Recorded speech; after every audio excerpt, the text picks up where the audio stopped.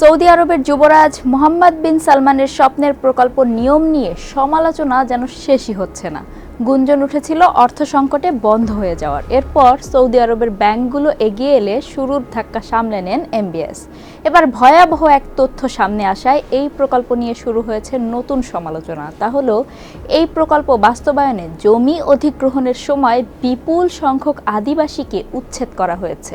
এমনকি জমি অধিগ্রহণে বাধা দিলে গুলি করে মেরে ফেলতেও বলেছিলেন যুবরাজ।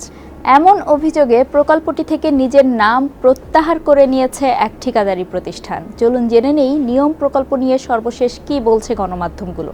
সঙ্গে আছি আমি রুকাইয়া জহির।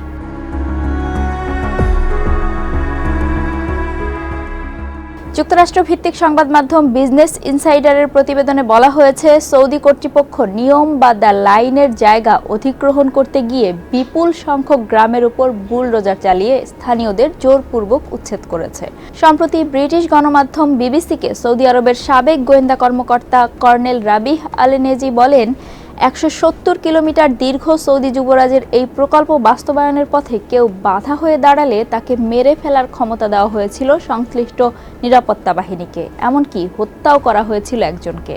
তাকে নির্দেশ দেওয়া হয়েছিল যারা শহরের জন্য জায়গা ছেড়ে দেবেন না তাদের উপর গুলি করা সহ অন্যান্য মারণাস্ত্র ব্যবহার করার। সৌদির এই গোয়েন্দা কর্মকর্তা বর্তমানে যুক্তরাজ্যে বসবাস করছেন। তবে সৌদি সরকার এবং নিয়ম শহর ব্যবস্থাপনা কর্তৃপক্ষ এ ব্যাপারে কোনো মন্তব্য করতে রাজি হয়নি।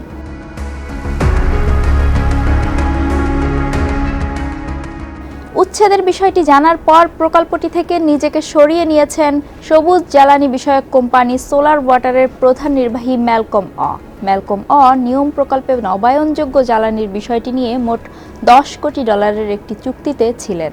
কিন্তু নিয়ম প্রকল্পে মানবাধিকার লঙ্ঘনের প্রতিবেদনে এতটাই আতঙ্কিত হয়েছিলেন যে তিনি 2022 সালেই নিজেকে সেখান থেকে সরিয়ে নেন। এই বিষয়ে তিনি বলেন, মূলত মেগা প্রকল্পটিতে সবুজ জ্বালানি ব্যবহারের যে উচ্চাকাঙ্ক্ষা সেটি পূরণেই তিনি সেখানে যুক্ত হয়েছিলেন। তারা কেবল গ্রাম নয়, তাদের পথে বাধা হয়ে দাঁড়ানো সব কিছুর ওপর দিয়েই বুলডোজার চালিয়ে দেয়।